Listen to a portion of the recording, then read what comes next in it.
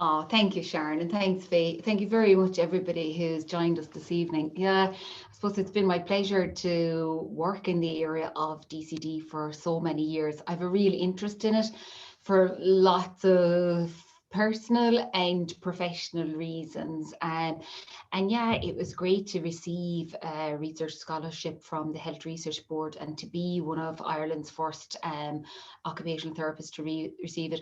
Also because the PhD that I completed was in the area of population health and health services research. So it was nice to actually be able to advocate for conditions such as DCD, which often don't get as much recognition as maybe other developmental disorders. So yeah, I'm going to share my screen and I will kick off.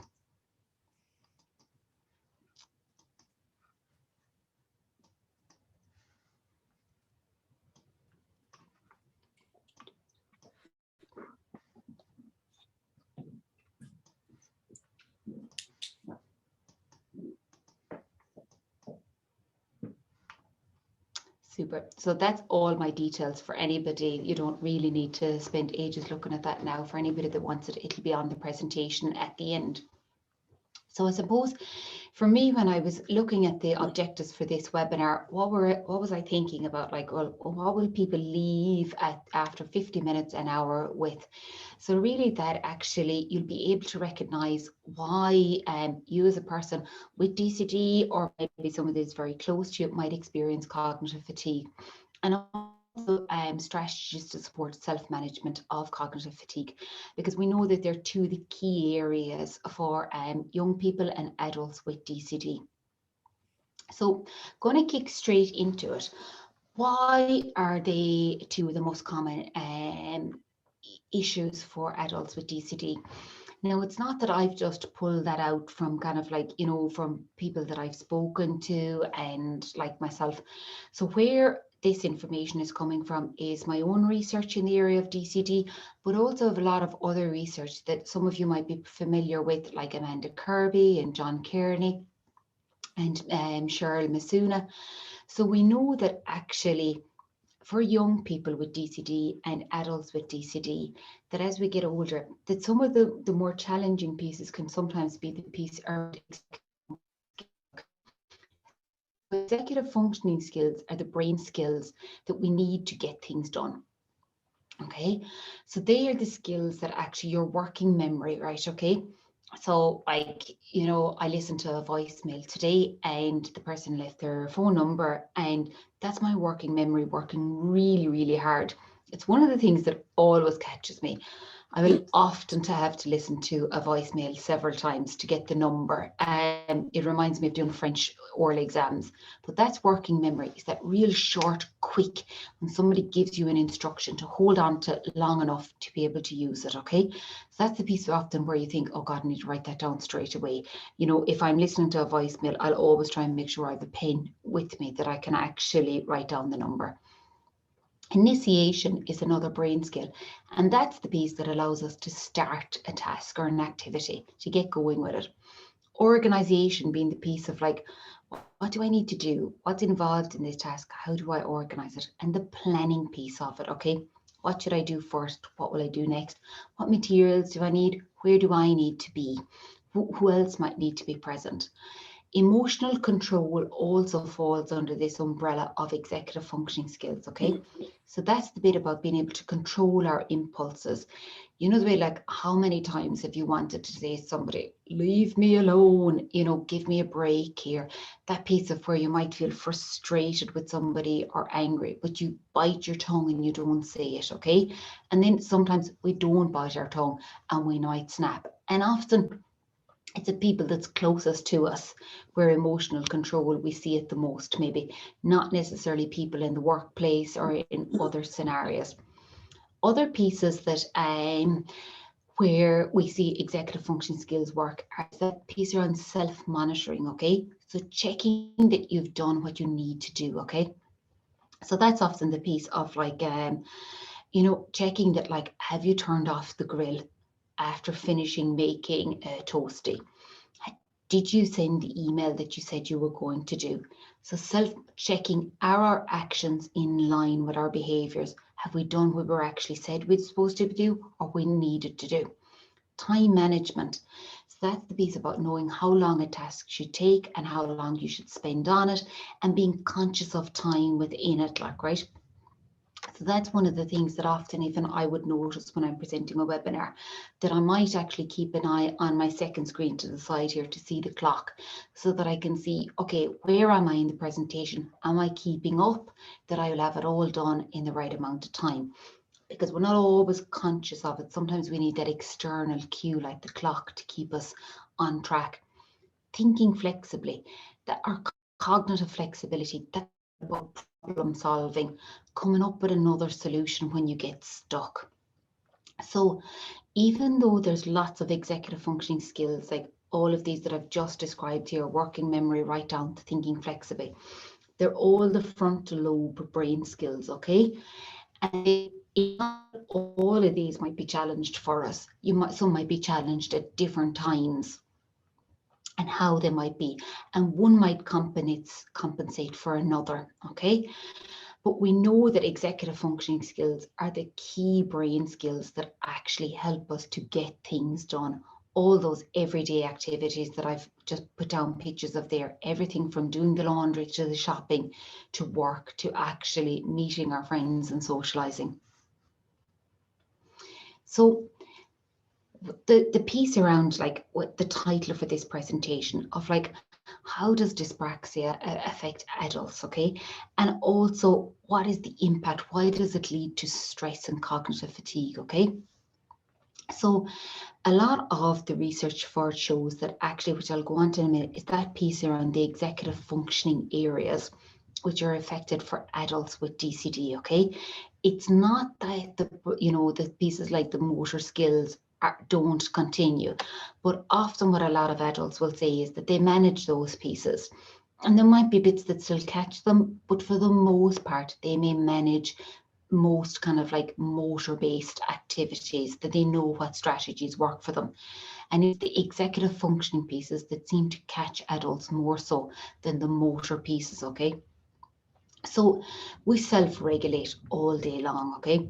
And self-regulation is the term that we give to all of that piece around, and I suppose I have the two hands up showing to the brain of how we actually regulate what's going on for us, okay? There's three main components of self-regulation. Our executive functioning skills, which I've just spoken to you about, that piece around sensory processing, so being able to process like all the pieces around noise, touch, movement, all of that, okay? And when you look at the rocket ship, that's just one piece down the bottom, that sensory processing. And that catches everybody strengths and weaknesses in all different areas, like, right, okay?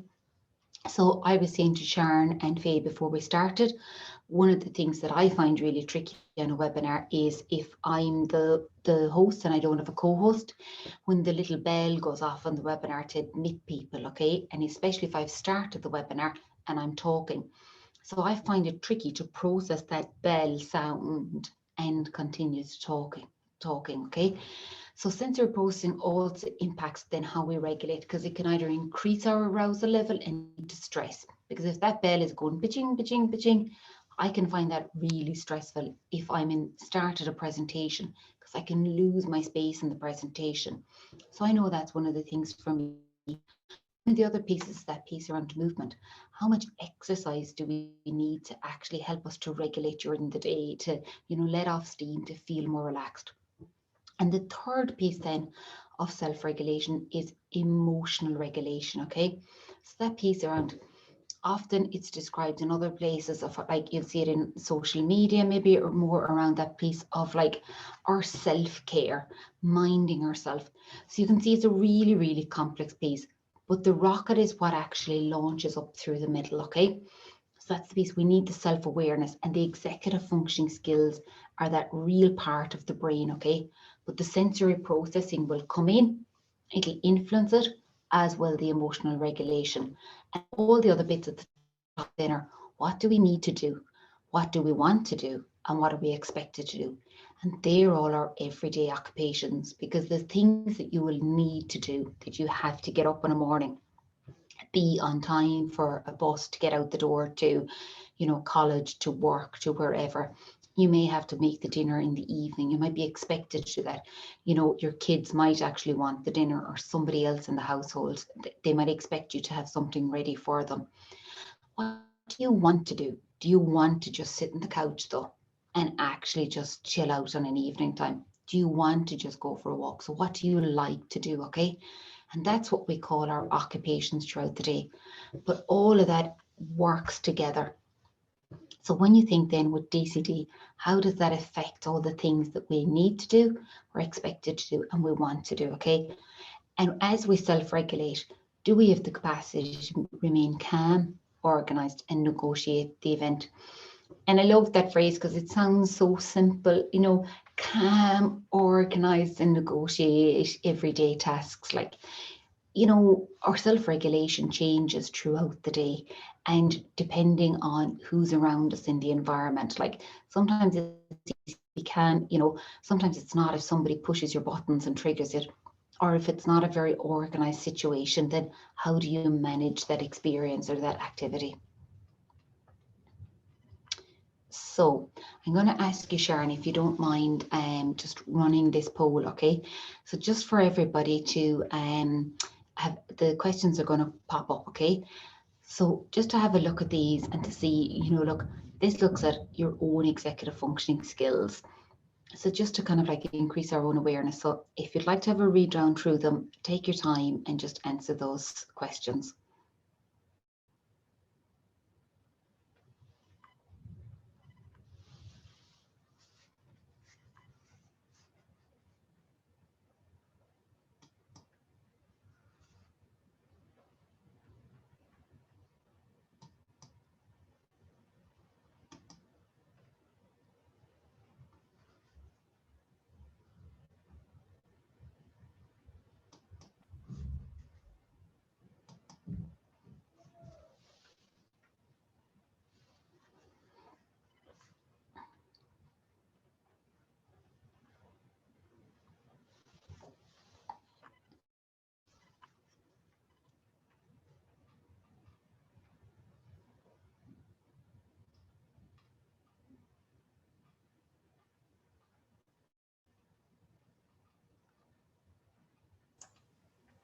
Aine, there's a question that's just come in there from an attendee just asking, is this poll only for people with DCD? No, because we all have executive functioning skills. Like, we all use them on a day-to-day basis. And executive functioning skills, it's one of the areas that, like, we know that it's one of the neurological mechanisms, those areas of the brain that are affected for people with DCD, for children and adults. But we all use our executive functioning skills on a day-to-day basis. And naturally, be it neurotypical or neurodivergent, we will have strengths and weaknesses in all areas, from as much as when we're tired to when we're stressed, or at different times of our life, we may actually be better. So certainly not just for people with DCD, not at all. Great, thanks, Aine. Oh, no problem. So I'm just going to I'll give it one more minute, because there's still a couple of people that I can see that are answering, and then I'll end the poll, okay?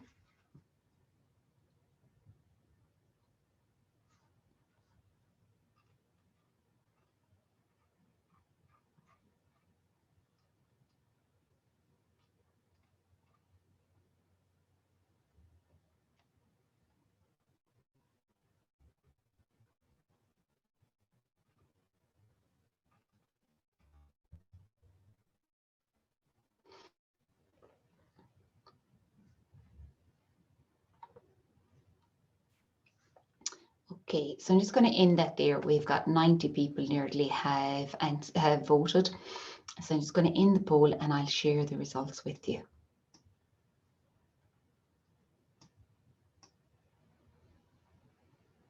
Okay, so you should all be able to see the results there, okay? So really interesting, like from the group of us that are here tonight, okay? Very much fits with like what the research is saying, that piece around executive functioning skills.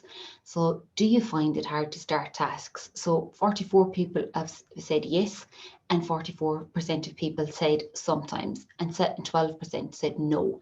So that would be pretty typical of that, like, yes, we can see that from sometimes to yes, quite a high percentage of people are saying that starting tasks. So that piece around initiation, the piece around working memory of forgetting belongings. Again, we can see 40% of people said yes, do forget belongings sometimes, and then 40% also said sometimes, with 23% saying no. So again, as you can see there, the next one, do you have trouble keeping, a desk or a bag tidy? Okay, 58% said yes, and for sometimes that was 23%, and no was 19%. Then for do you get restless or fidgety? We can see there that 56% of people said yes, they do. Okay, so over half. And then on top of that half that said yes, 28% were saying, yeah, sometimes I do, with just 19% saying, no, don't really get that restless. Do you ever find it difficult to plan out tasks? Okay, the planning piece. So 44% again saying yes, 38% saying sometimes, and 21% saying no. Do you ever need prompts and reminders to start a project, task, or to do what you want to do? Again, a high percentage, 58% saying yes, okay?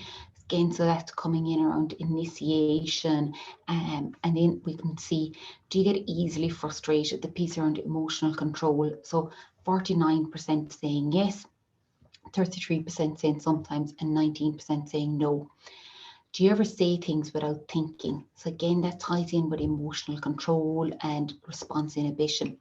47% saying yes, and 44% saying sometimes you do say things without thinking, and 14% saying no.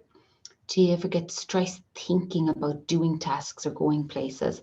63% of people said yes, they do, with 30% saying sometimes, and just 7% saying no. And do you find it difficult to manage your time? 51% of you said yes, 42% said sometimes, and just 12% of you said no. Okay. So I'm just going to close that poll there and just come back to the presentation. So you can see very much that, like, when we looked at our own executive functioning skills within the group, okay, we can see that they were really coming out as there being some strengths and some challenges at times, okay? So if executive functioning skills are the piece that with DCD, we know that that's going to place greater impact on your cognitive. You have to work harder, okay? So it's one of the pieces that the research, now we don't have research in this piece, okay? We don't have much research on the brain in adults with DCD. More of the research on the neural mechanisms that affect people with DCD has been carried out in children than in adults to date. Hopefully that's going to change in the next few years and that we will have more. But what we do know is that from the research that we do have, is that the regions, the neural mechanisms that are affected in DCD are classically considered what we call executive regions, okay? So that's the executive functioning. They support inhibition and attention processes amongst the other functions that I've just spoken about earlier, okay?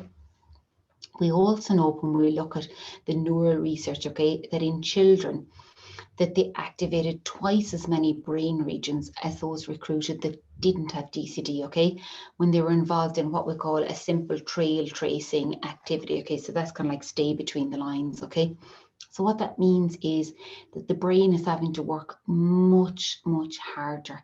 And as a person with DCD, you might just recognize that for yourself, but it's even to be aware of it, because that's one of the first things around self-management for any condition, is knowing how does it actually impact me. So if you're working really, really hard and the people beside you and around you don't see that, that is going to have an impact on your fatigue at the end of the day. And it's also going to impact our stress levels. If we're working really, really hard all the time, that leads to an increased arousal level. So it's trickier to self-regulate, but it also puts greater pressure on us. You couldn't maintain that level of work all the time, okay? And we certainly know for children and adults with DCD, they are working really, really hard, but at an executive level, but also looking at that visual and spatial process piece as well, okay? So why is knowledge about executive functioning skills so important? It's really important that people around are aware of this, because once we have the knowledge of it, we can challenge those labels that are often assigned unfairly, like, oh, they've been lazy and not doing it. How can you describe somebody as being lazy when actually their brain is working twice as hard as the person beside them? That just means that they're actually tired. They actually need a break. They need to scaffold how they're going to do it. Unmotivated sometimes can be another label that can be assigned as well. Bored, daydreamers, defiant, or messy. So when people know actually the challenges that can arise with executive functioning skills, it just means that we can challenge those labels and say, no, that's not true actually. It's much more actually that I need to plan and actually organize.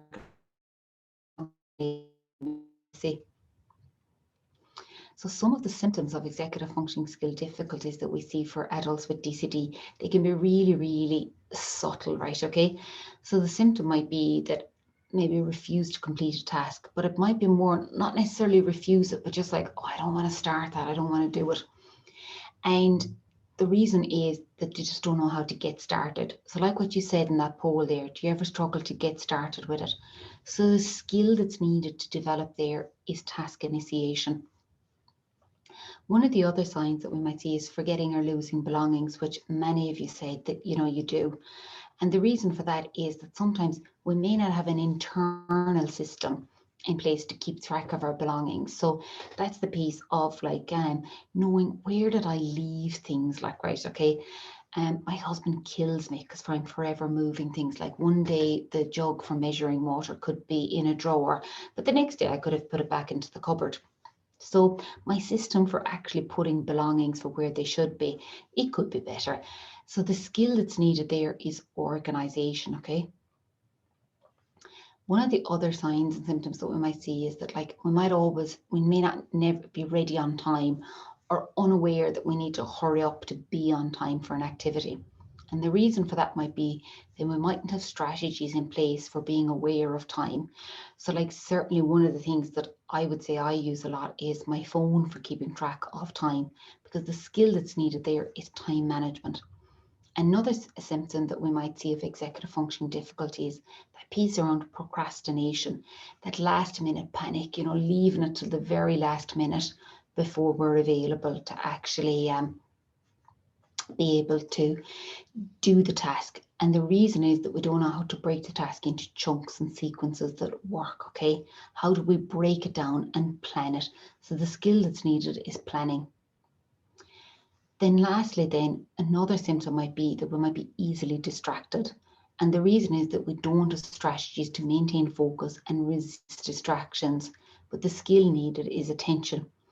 So one of the things that actually I was saying to Sharon and Faye, we were chatting about this of managing distractions, because it's a huge executive functioning skill for all of us. Is I was reading a paper recently, and it was a study where they had looked at young adults, and it was a large clinical trial, and they had to read a text, okay? So half the group just read the text, and the other half the group then, as they were reading the text, they received a phone message, okay, which some of them just read, and some of them then replied to it. For the people that read the text message and replied to it whilst they were in the middle of reading something, that delayed or prolonged the amount of time that it took them to read the text by 20 to 38 minutes. So that piece even of knowing that, like, for any of us around managing distractions, especially multimedia ones, it slows us down and it really impacts our focus and our attention. So executive functioning skills, they start in early childhood, okay, for everybody. And then they continue to grow right into the adult years. Executive functioning skills aren't fully mature, we think, until the age of between 25 and 29. And that might even be slightly longer. So for any of you here who are in your early 20s, great, happy days, you still have lots of neuromaturation going on. And then for any of us that are older, unfortunately, they start to decline, as you can see, kind of from about the 50 mark, it's starting to have a slow decline there, okay? So they develop slowly over the years. And we know that part of the way that we develop these skills is practice and repetition of activities. We can also put in strategies to enhance our capacity to be able to manage our executive function skills. So executive functioning skills are those skills that like we use for everyday tasks that are like those real kind of like independent living pieces that we need by our early 20s.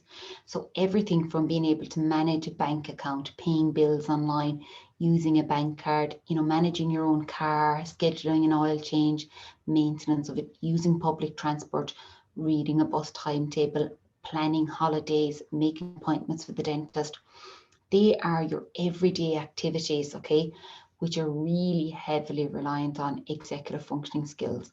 So you can imagine if you've got any challenges with your executive functioning skills, that actually those everyday activities, they may be a little bit more challenging. They may take longer to do it, or as you said in the poll, you might forget things or slow to start it to actually pick up the phone to ring the dentist to make the appointment. Going to increase stress for us, and it's also going to increase like cognitive fatigue because we have to think about it and remember it, okay? So these, and I know I keep coming back to the piece around executive functioning skills because that's what can really lead to stress, anxiety and fatigue. So why is it so important to understand the link between getting lots of things done throughout the day and cognitive fatigue? Okay, it's really important because in order to get lots of things done throughout the day, your brain is working so hard. Those executive functioning skills don't take a break. If you've got a lot of things to get done in the day, from just getting up out of the bed in the morning to managing all those everyday routines, your brain has been running a marathon all day long. So if your brain or you physically were running a marathon all day long, you would experience physical fatigue. So the brain experiences cognitive fatigue, okay? And what's the impact of that if we don't manage it and we're not aware of it? Well, it can impact our confidence and our self-esteem because we might question, well, why can't I just get on with it? Why can't I just do the same as everybody else? Okay. So that knowledge is really important for understanding awareness.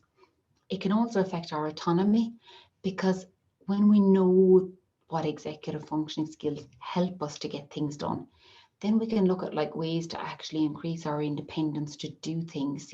Where do I need a strategy with that? Oh yeah, I always need to set a reminder on my phone to remind me that I have an evening webinar, and I'm not joking about that. I actually genuinely, I always put in an evening webinar. I'll change the color of it and I'll put it in as an all-day event, so that it comes up at the top, because it happened to me one day. I was due to do a webinar that evening. It was because it was down at the bottom of my diary at 7 o'clock. I honestly completely forgot. Not only did I forget, but I didn't have the presentation prepped. The stress was just awful. Luckily, the people that I was doing the webinar for, they emailed me that morning saying, would you mind sending on your slides? I nearly had heart failure going, what? I don't have this done. Now, I didn't tell that to them, but like what work I had scheduled to do, I had to push it aside and just crack on and get the presentation done. And I did, and it was fine.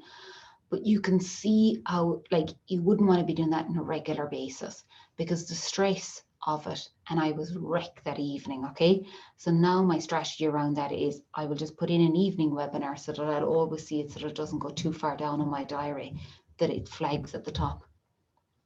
Also, it can really affect relationships because the people that are closest to us are often the ones that get the brunt of our cognitive fatigue.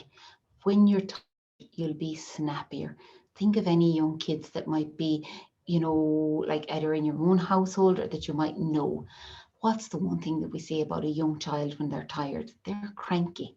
We are too as adults, okay? So it can really impact our relationships. and our work-life balance as well. So what are some of the tips to manage this so that adults don't experience as much stress and fatigue in their day-to-day lives? So I suppose everything that we've just talked about there, the first tip is awareness and understanding, okay? Being able to recognize your own strengths and challenges. What are the bits that you find easier? What are the bits that catch you, that are trickier? Also the piece around the awareness of like knowing how hard your brain is working every day and understanding that, so that you can actually give yourself a break and go, no, I have to give myself a break. My brain needs cognitive fatigue breaks. So that first tip around awareness and understanding is probably one of the most important things that we can do for ourselves.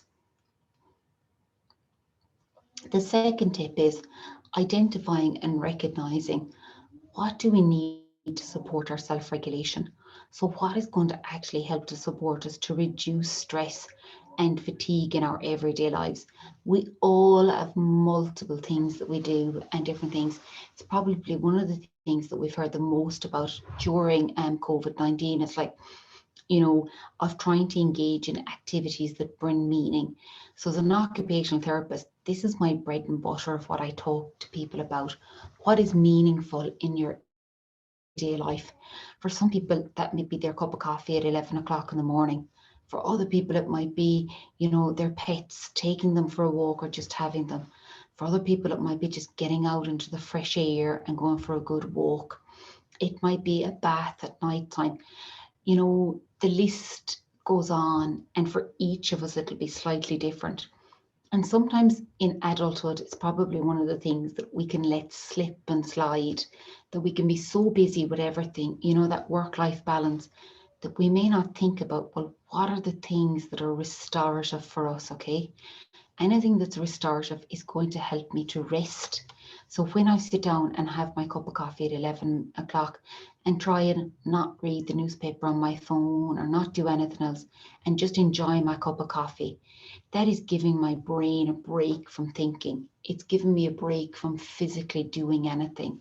So same when I get out and I go for a walk. So these are things that I've picked that, I suppose they were activities that kind of like, they're my preferences. They may not be your preferences at all.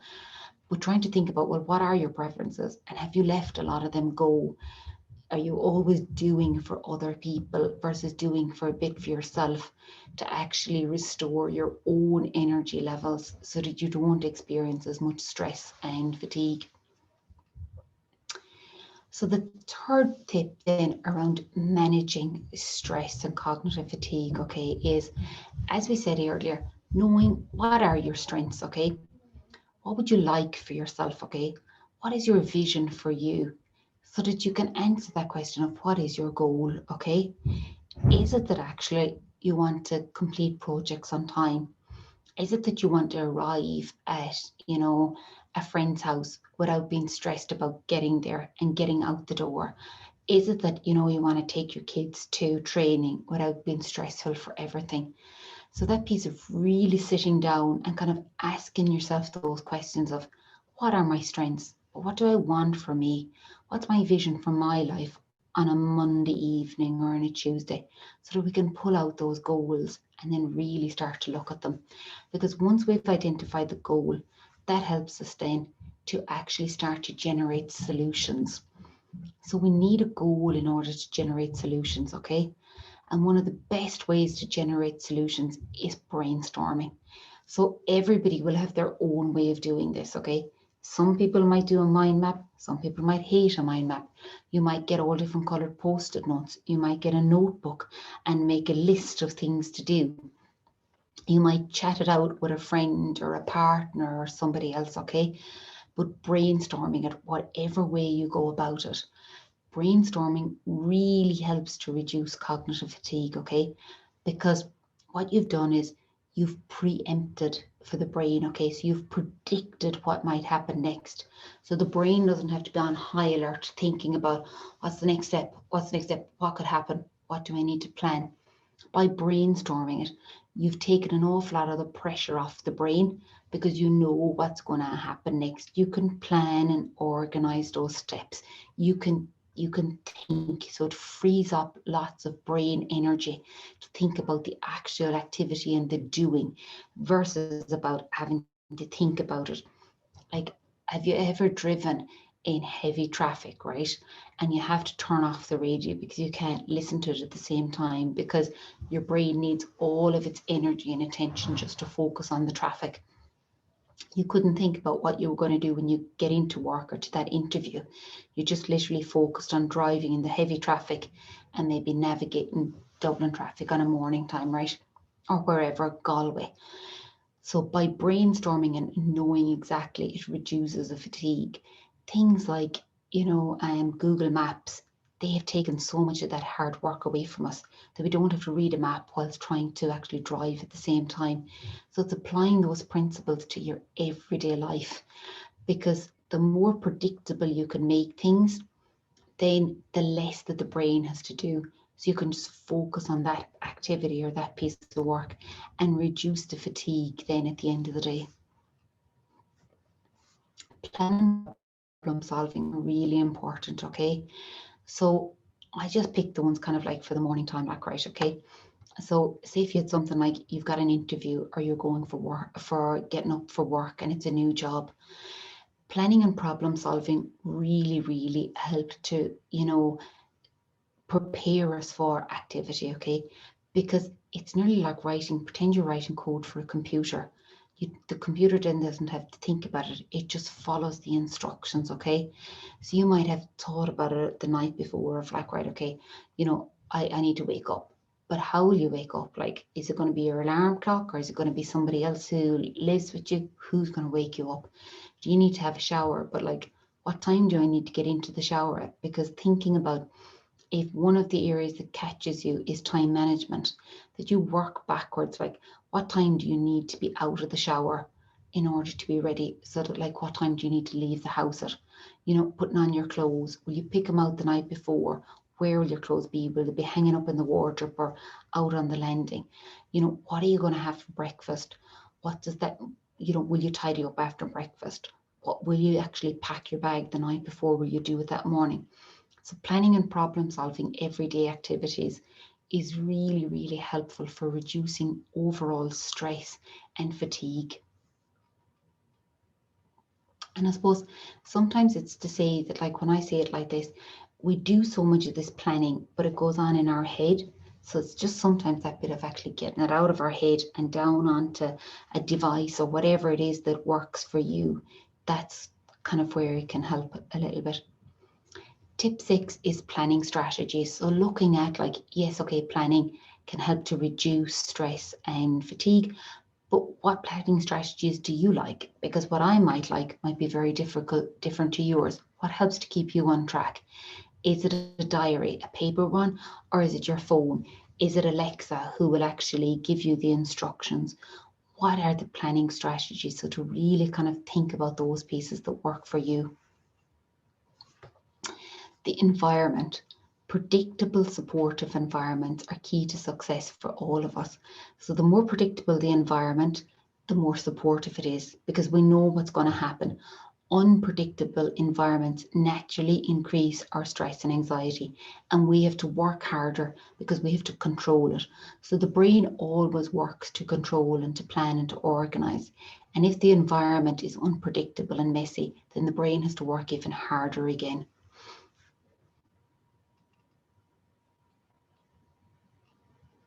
Okay, thinking about self-care then, okay, I really liked these two quotes when I pulled them out. So one that Steve Jobs said was, deciding what not to do is as important as deciding what to do, okay? And that's one kind of like for thinking about our own strengths and weaknesses. What's going to take stress and anxiety out of our lives by not doing it? Or what is the bit that actually we want to do, that we want to focus on? And another one that Chrissy Halton said, she said, often the difference between being organized and disorganized is the little habits we do each day without really thinking. So is it the piece of like actually having the clothes out and ready for work in the morning or not having them? Is that what catches me? Having the breakfast made or not made? So it's those little habits that often can be the difference between being organized and disorganized. And if it's a disorganized habit, it's about recognizing that and being aware of it so that we can move it to a more organized habit. So I suppose the key take-home messages today is that the adult brain with DCD and the child brain is working really, really hard. It's often not seen by other people. So if our brain is working really hard, we need to put in cognitive and emotional strategies to support it, like all of those tips that I showed you there. So the cognitive strategies are goal setting, brainstorming, checklists, reminders, labeling things, planning and reviewing. The emotional strategies then are much more about understanding the impact of fatigue and stress on our brain and our body, and being able to sit back and think about that and what we can do to change that, okay? Thinking about what support strategies we can implement at home and in the workplace or in college. How do we look after ourselves? Where does our self-care come in? How can we actually get a brain dump? So when do we stop thinking? When does the brain get to switch off, okay? And a brain dump often can be, for any of you that are interested, sometimes when I do face-to-face training and you have a little bit longer, I'll often do what you call a progressive muscular relaxation. So for anybody who's interested in it, it's worth looking up. There can be just a really nice relaxation of actually being able to tense and relax each muscle in the body so that you're really taking fatigue and stress out of the muscles in the body. But a brain dump is like something like walking the dog, where you don't think about it, but you actually get a chance to switch off and you come back and your head feels lighter. Also think of the things that you're interested in, okay? Because that's things that you're interested in will be an emotional well-being strategy. Things that are fun for you, that you enjoy, that have a creative side. And friendships and socializing, they can also really enhance our emotional well-being as well. So thank you so much to everybody for listening. And I'm going to stop sharing my screen now and we can take some questions if anybody has any.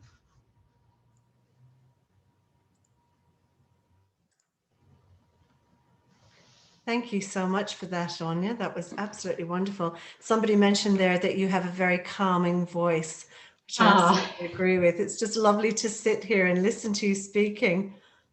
Thank you so much. Gosh, that's such a lovely compliment. Thank you. It is indeed. Thanks. We have, so Andrew's just asked, can you share your social details? I think you've got some details on the PowerPoint presentation that we'll send out to people, don't you? I do indeed. So I'm one of those kind of ones that hasn't, streamlined everything. So on Twitter, I'm Aine E. OD, and then on Instagram, then I'm Dr. Aine OD. So they're the two main ones that I use the most. I do use Facebook as well a little bit, but it's mainly Instagram and Twitter where I kind of hang out, and LinkedIn. Lovely. So we might just add those onto your profile. Perfect. Okay. Thank you, Sharon. Not a problem. That's fine. We've got a couple of questions that are quite complex. Okay, but we might go for it. The first one: how can adults get an assessment of DCD? So you could go to an occupational therapist or your GP first, whichever suits. So basically, in order to get an assessment of DCD, the criteria under the DSM-5 are, the first three criterion are that criterion A is that the motor performance skills are not in line with the chronological age, okay? So typically there, an OT would complete a standardized motor assessment, looking at different motor skills that you do. Also, they might ask you to complete Professor Amanda Kirby, she developed a standardized questionnaire, and that looked at DCD in adults, and that looks at like all the performance skills, the motor piece, kind of like everything from like your ability to be able to eat without spilling food to bumping into things, all of that piece. So the next criterion is that the motor skill difficulties, because DCD is a motor-based learning disorder, they impact activities of everyday life. So that's the piece of saying that, like, you know, it's not that I just have falls as an adult, because that could be something else, but actually that my motor skill difficulties are actually impacting like my ability to, you know, wash the dishes, to, like, you know, put on my makeup, to drive the car maybe without like scratching it, to organize my belongings, that piece on everyday life. Criterion C is that there's that these difficulties were there from the early developmental age. So they'll ask lots of questions around, you know, when did you first notice these difficulties? Were they there in your childhood, the family members? So that history taking. And the last criterion then is, criterion D, is that there's no other underlying neurological condition. And I suppose that being really important for whether it's a child or an adult that's going for the assessment, that we are making sure that, you know, with that OT report, that you're going back to a GP or, you know, consultant, and making sure that they're checking that there's no other underlying neurological condition. And then it's actually the GP. So the OT might do all the heavy lifting and all the first part of the assessment, but it's actually the medical practitioner who makes the diagnosis, because it's a medical condition. So that would be how you would do it. Now, I know, because it just popped up there, I just saw the person saying that they're finding it very hard to find an OT. It is, that's really, really common. I know, like, look, I do assessments for people at the moment, like my waiting list. It's not that I've closed it, but I don't have anything until, you know, December. So there are, but also to look up AOTI, they will have the list of private practitioners as well, of, you know, who's doing it, and to talk to the person and see if they're a good fit, you know, for you as to what you're looking for. That's very good advice, Aine. Yeah, it's certainly one of the very frequent calls we would have to our helpline and through our email line, people, adults looking for assessments. Yeah. And we have been in discussions with the Association of Occupational Therapists in Ireland to see if we can try and develop some referral pathways for adults. It is a difficult space. It is, definitely. And I suppose, you know, it's not as well understood for adults, I suppose, as it is for children. So a lot of therapists might, you know, kind of shy away from it. Like, I suppose, I've been very lucky. I've an interest in it. Like, I would have done my master's in the area of DCD as well, and I looked at the impact on DCD for 16 to 19-year-olds, and looked at a national data set on that. So I suppose, you know, but it's not something that is as well recognised. That, you know, even for 16 to 19-year-olds, one of the biggest findings that came out of that was like the lack of access to service for them. And yet the greatest need was around all those everyday performance skills, the everyday activities, and emotional well-being. And like, out of the sample, nearly 90% of people were waiting for what they called enhanced service. So it came under that they'd received an assessment maybe and some initial piece, but they were now on a waiting list for more services.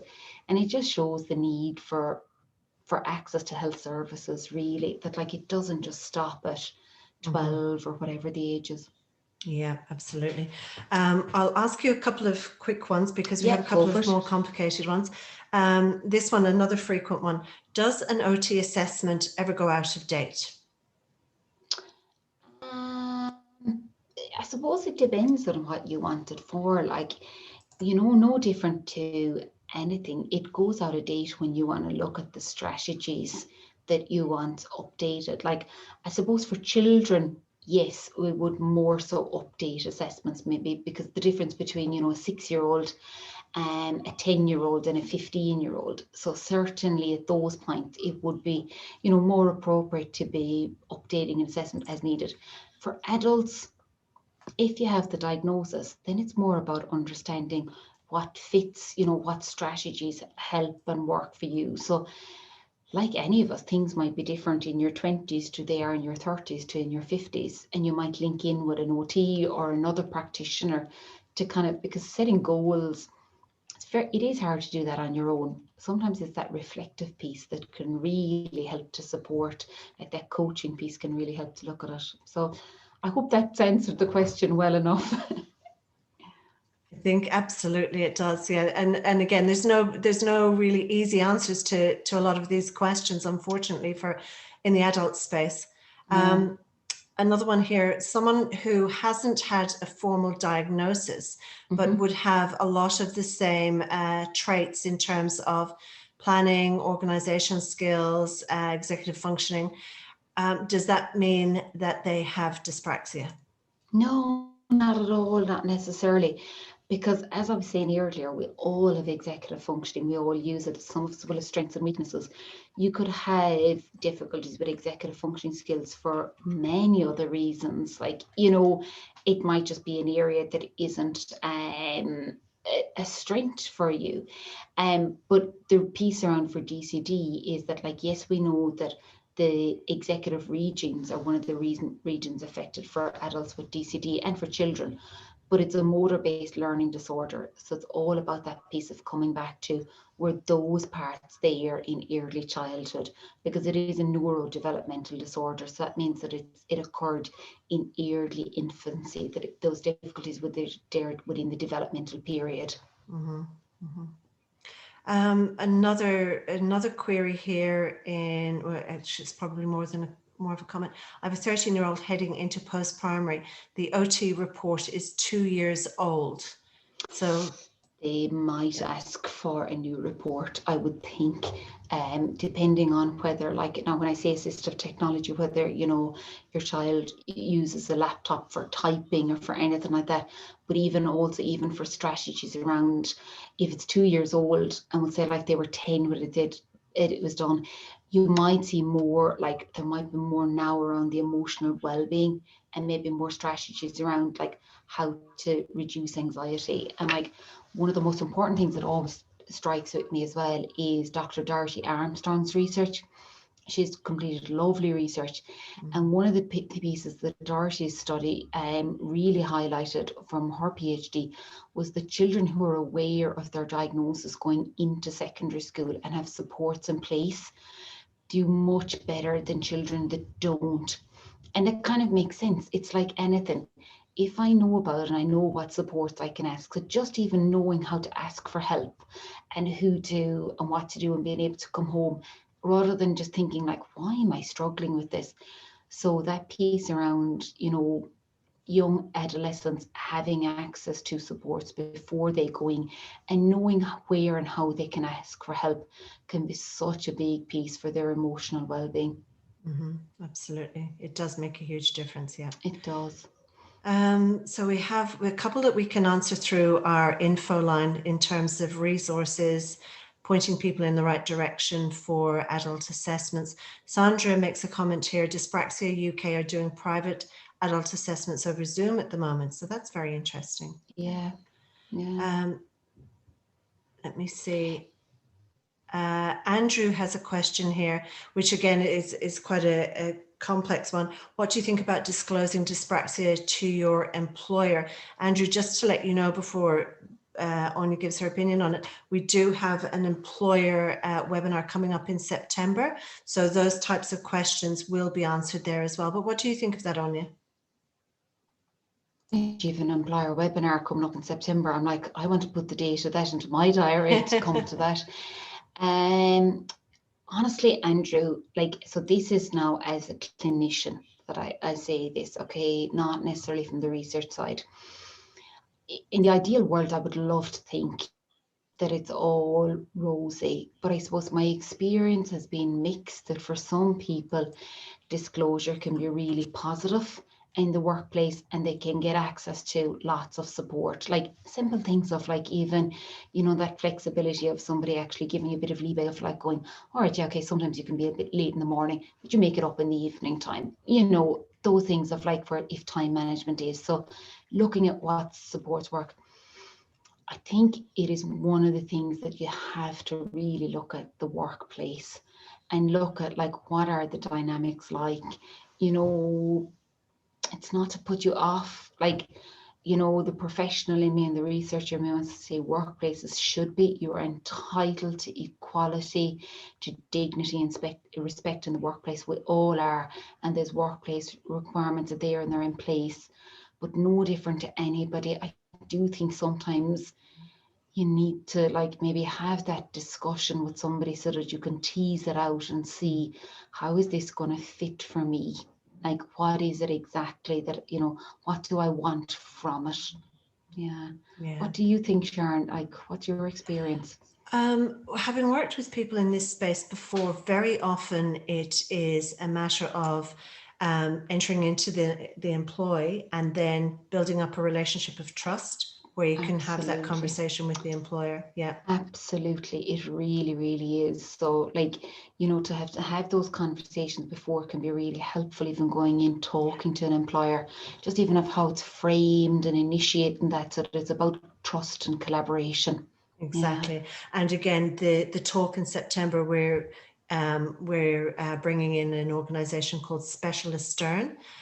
They have a website if anyone wants to have a look, and they support people with neurodiverse conditions through employment preparation, into employment, and support the employers to be supportive themselves as well. So certainly, and it's certainly one of the things, like I've done a lot of work clinically with adults of like, you know, that piece around like, you know, report writing, but looking really and individualizing the strategies. And exactly like what Sharon is saying there, it's all about trust and good communication, keeping it open and having just nice open discussions, you know. exactly. So, yeah. Sorry, this one put a smile on my face. Menopause and dyspraxia, brain fog galore. That's from someone called iPad. So I feel very sorry for you, iPad. Oh gosh. Oh, I think, you know, I think anything like, you know, when cognitive fatigue comes, you know, and like we all have cognitive fatigue, like everybody does, you know, at certain points in our life, you know, be it when like, you know, you're studying for an exam and your brain is fit to fall out, like, you know, if anybody here, you know, when you have children, like, and you think your brain is going to fall out because you're tired anyway. So anything that kind of tips our balance, and if we already are working hard in another area, like, then that's going to tip that even more, that you're going to even experience more fatigue. And fatigue is exactly what you're saying there. It's brain fog, but it also, fatigue will really impact our stress levels and our emotional well-being. So it's why, like, what is one of the most important things that we can do to mind ourselves is sleep, rest. Yeah. You know, rest is an occupation as well as sleep is an occupation. So, you know, thinking about how you can build that in. Yeah. Exactly. Anya, I know we've gone over a little bit. I've got two here, if you don't mind. Go for it. And I'll leave it at that then.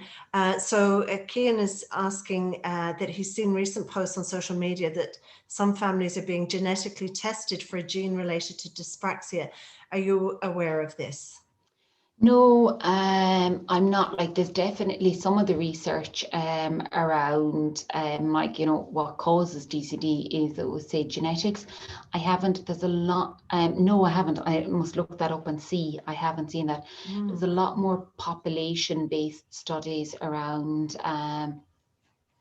looking at, like, you know, the factors that can lead to it. So like, we certainly know now that actually one of the risk factors is low birth weight babies or premature babies, because from looking across those population-based studies, we know that kids that are born low birth weight, when you follow them up at the ages of 5 and 6, who may have been involved in no services, that actually when their developmental screening is done at that point, is that they're actually screening for presenting as having DCD. So, yeah. Gosh.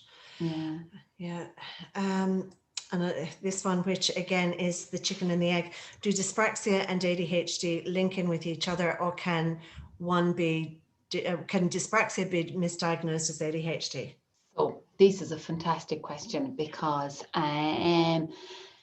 the research in this is really clear. Okay, back in 2018, there was a brilliant paper published, and it was the paper that looked at, it was a meta-analysis.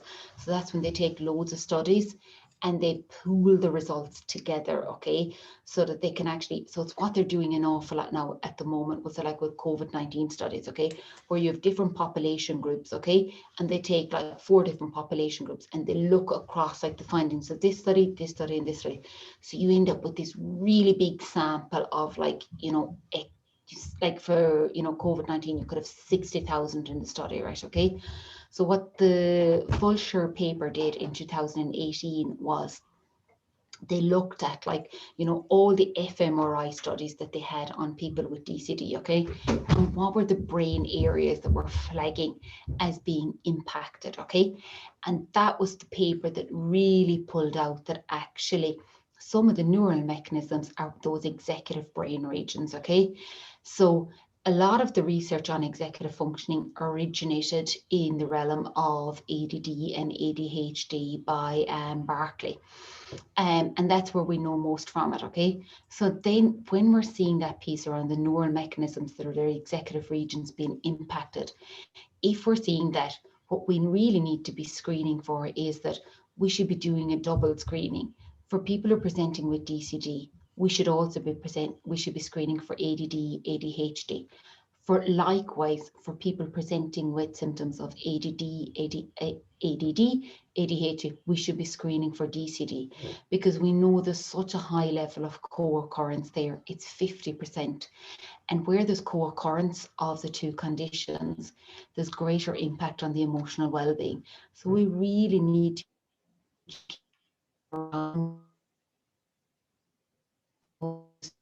from the cells and the strategies that work best for them. Yeah, very true. And hopefully it's not going to be too long before we get to that stage.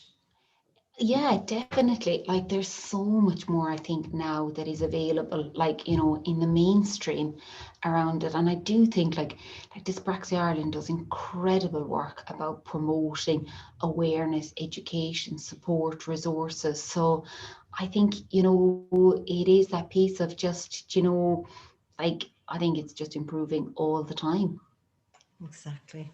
And yes, a lot more to do, but we're seeing a change. Yeah, We're seeing movement. Absolutely. brilliant, And brilliant. certainly, Anya, with people like you, passionate people like you in the camp, these changes and these improvements will continue, and awareness will be raised even further. So, you know, I just want Absolutely. to thank you from myself and from Faye on behalf of the organisation for the fantastic work that you do in this space, for the research that you're undertaking, for the support you provide to people. We really, really do appreciate it.